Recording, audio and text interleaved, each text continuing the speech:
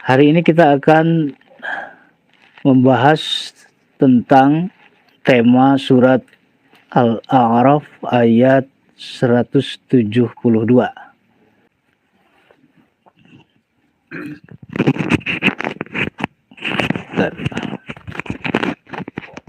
Wa id akhazar rabbuka min bani adama min zuhurihim. Wa id, dan ingatlah ketika. Setiap kalimat iz itu peringatan, dan ingatlah ketika itu pas terjemahan. Jeung sing ingat nalika, bahasa urang nama bahasa siletik. Regreg ya para punakawan yang biasa hadir di kajian tahsin Kobong Balodong di Tepas Ilmu Kang Ujang Didu Pasiletik. Orang-orang hebat di sini, orang-orang penting terpenting. Saya Ustadz Iman dan yang lainnya di sini, juga tuan rumah Kang Ujang Didu. Sok ngaracung sareng cakole anu hadir di dieu madep sareng program gelar acara kajian tahsin Balodong malam ini. Wa iz, dan ingatlah ketika akhaza, Allah mengeluarkan, akhaza mengeluarkan, rabbuka Allah Tuhanmu, mim bani Adama dari keturunan Adam. Ini bicara tentang kita, dan Allah mengingatkan agar kita jangan lupa asal mula kita. Kita itu siapa, dari mana. Ini tasarruf dengan ayat 27 surat Al-Baqarah. Kaifa takfuruna billahi wa kuntum amwata fa ahyaakum summa yumitukum summa yuhyikum summa ilaihi turja'un. Bagaimana kamu bisa kufur, mengingkari kepada Allah, padahal kamu itu asalnya mati, tidak ada, itu mati maksudnya ya. Sebelum dicipta itu mati. Fa'ahyakum, kemudian Allah menghidupkan kalian, menghadirkan kita dalam wujud, tapi masih tetap mati, gitu ya. Jadi mati tidak ada sebelum diciptakan, kemudian mati setelah ada tapi belum bernyawa. Nah, itu tapi masuknya mati yang ke-1.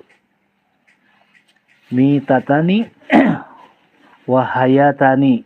Jadi manusia itu mengalami 2 kematian dan 2 kehidupan. Mati sebelum ada dan setelah ada di dalam rahim ibu kita. Sebelum diberi nyawa itu tetap mati. Nah, setelah Allah meniupkan ruh pada usia 4 bulan dalam kandungan ibunda kita, kemudian yang mati itu dan sudah berbentuk, sudah kelihatan, tiba-tiba bergerak. Karena ruh Allah ditiupkan pada benda asal mula kita. Kita dicipta oleh Allah itu dari asal tidak ada menjadi ada, kemudian sebelumnya lagi asal dari, seperti Al-Quran menyebutkan dalam ayat lain, mimani yumna.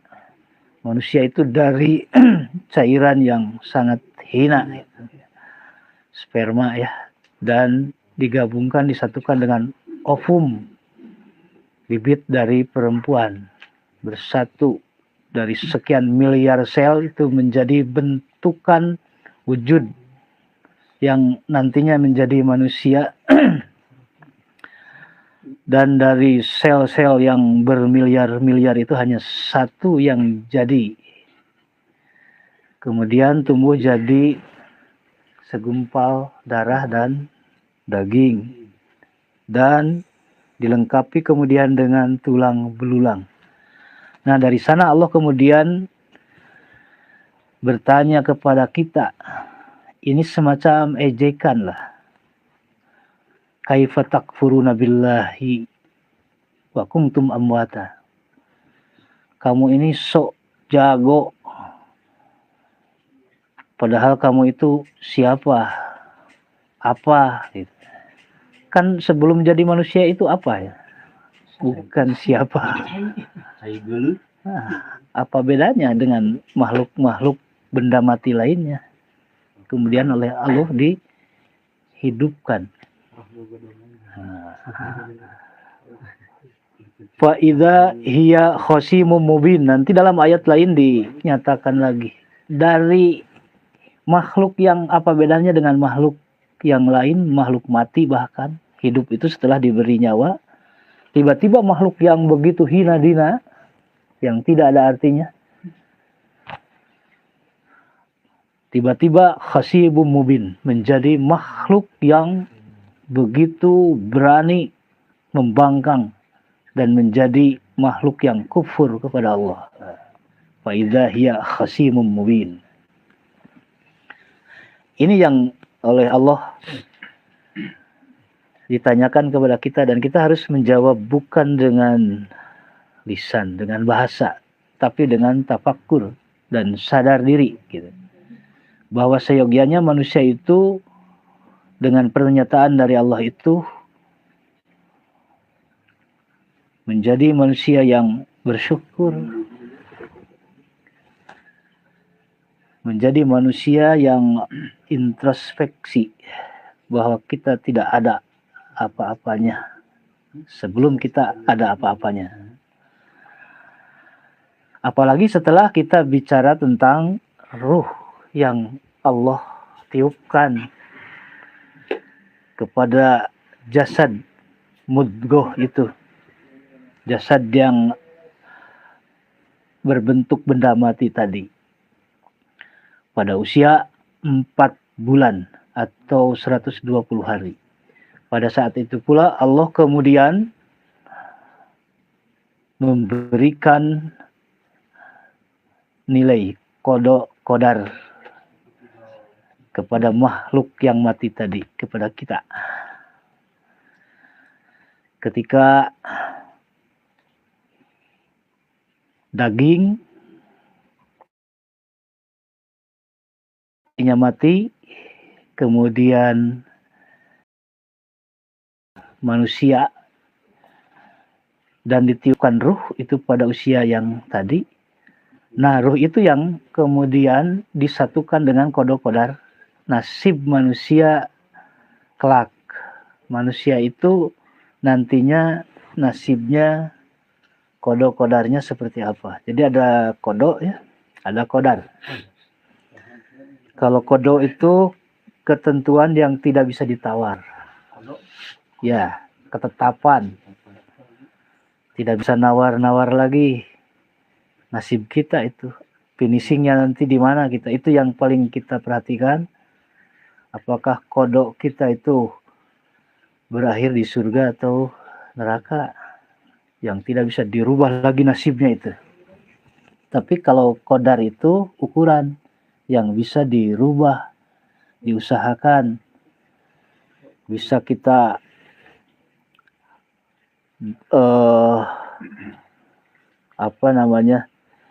dimodifikasi lah. Qadar itu, jadi ukuran itu bisa ditambah atau dikurang. Kalau qada itu sudah tetap seperti itu. Nah, nanti ada contoh. Kalau kita berjalan selangkah ke depan, maka tidak bisa lagi mengulangi langkah yang tadi. Waktu yang sudah lewat itu sudah. Meskipun kita diulangi lagi, tapi bukan yang tadi. Itu waktunya kan yang tadi. Kodo, masuk kodo. Nah, itu kodo. Setelah kita melangkah satu langkah ke depan, maka itu adalah kodo yang tidak bisa diulang lagi.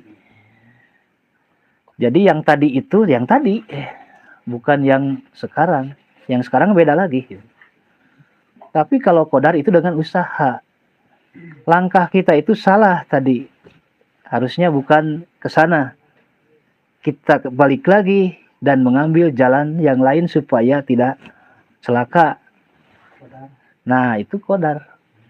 Ukuran itu ambil saja. Itu bukan ukuran saya tidak setuju dengan qadar itu. Maka balik lagi ke langkah, dimulai lagi dari langkah tadi.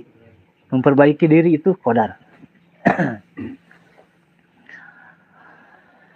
Jadi jelema geus ditangtukeun dina rahim indungna bagja cilakana, beunghar miskinna, surga jeung nerakana.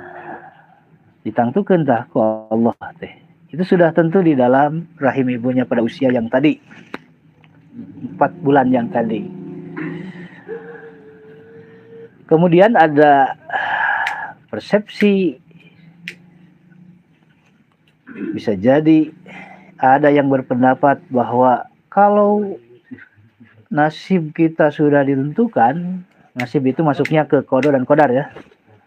Nasib itu ada di kodo dan kodar nanti. Toh untuk apa kita memperbaiki diri? Karena Allah sudah menentukan nasib kita itu celaka, miskin, bahagia, sengsara. Itu jawabannya seperti apa ya? Jadi kalau teh ditangtukeun dina rahim indung teh, ieu jelema teh pi beunghareun, pi miskineun, pi bagjaeun, pi cilakaeun, kaasup pi surgaeun, pi narakaeun. Tuluy aya anu boga anggapan yen kusabab ditangtukeun teh teu kudu ibadah. Keur naon da geus ditangtukeun ku Allah pan. Geus ka neraka mah ka neraka kitu kan nya. Persepsi itu pasti ada. Nah, itu jawabannya seperti apa? Harus ada jawaban karena itu logika. Logika ya harus dengan logika lagi. Kalau ada orang seperti itu beranggapan bahwa nasib sudah ditentukan oleh Allah, surga dan nerakanya, kemudian dia tidak berusaha berikhtiar karena beranggapan seperti itu, akhirnya dia tidak mau beribadah kepada Allah. Toh beribadah juga kalau sudah ke neraka mah ya ke neraka saja. Karena sudah ditentukan. Ini jawabannya. Jadi Allah juga sudah menentukan orang yang bicara seperti itu di dalam rahim ibunya bahwa nanti ketika lahir dewasa dia akan bicara seperti itu. Hasil itu berarti kodo, Bah. Nanti kalau dia tetap dalam posisi beranggapan seperti itu dan sampai mati dia dalam keadaan pendapatnya seperti itu kodo.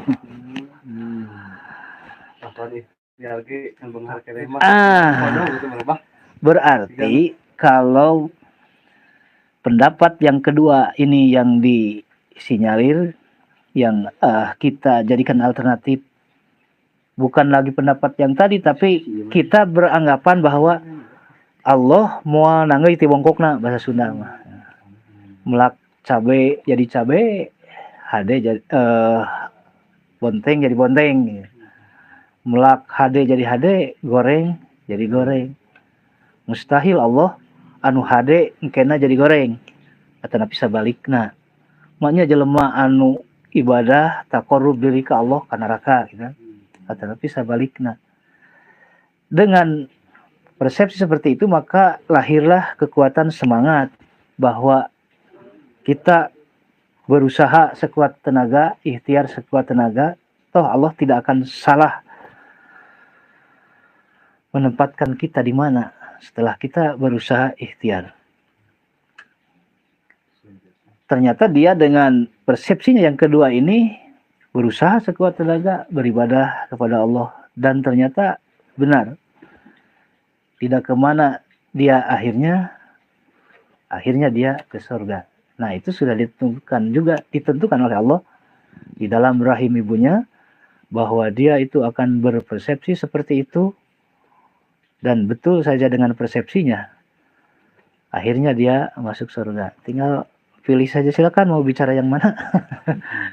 Mau yang bicara yang pertama bahwa nasib nages kanaraka atau saya kan neraka. Teu kudu ibadah di kitu mah. Berarti kesitantukeun manehna bakal nyarita kitu. Tina rahim indungna keneh engkena teh bakal kitu ngomongna teh. Nepi ka maut. Artinya bahwa dari ketentuan Allah itu adalah rahasia yang harus dibongkar. Jadi ada rahasia yang bukan rahasia. Jadi rahasia yang bukan rahasia. Rahasia itu menjadi bukan rahasia setelah kita tahu bahwa itu adalah rahasia. Ya.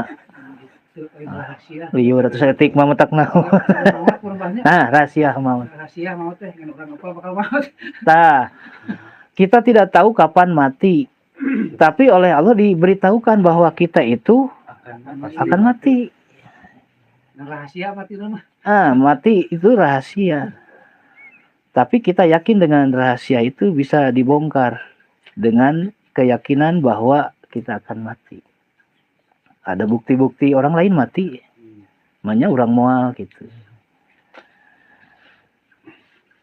Kematian itu gaib, tapi suatu hari tidak percaya kepada hal yang gaib itu, ini dinilai keimanan yang super oleh para ulama, yang disebut dengan mahdul iman. Mahdul iman itu ketika kita ragu dengan hal yang gaib karena kita belum mengalami hal gaib itu. Seperti kita ragu dengan alam kubur itu ada atau tidak ada, karena belum ada yang bisa membuktikan. Tidak ada yang kembali lagi dari kubur itu. Kita belum mengalami terbersih terasa ragu-ragu itu. Ini ada atau tidak ada. Zalika min mahdil iman. Para ulama menyatakan demikian bahwa keraguan-raguan kita itu adalah sebetulnya. Kenapa itu dihargai sifat manusiawi kita oleh Allah, bahwa kita tidak serta-merta percaya dengan hal-hal yang belum dialami. Itu dihargai oleh Allah. Nah, itu iman yang murni. Hebat orang ini. Koma, tapi catatannya itu belum selesai. Jika keraguan-raguannya itu diikuti dengan rasa takut, bagaimana kalau ada? Ketika diikuti dengan ketakutan, bagaimana kalau yang diragu-ragukan itu terjadi dan ada? Maka dia bersiap diri. Khawatir yang diragukan itu terjadi, maka dia bersiap diri.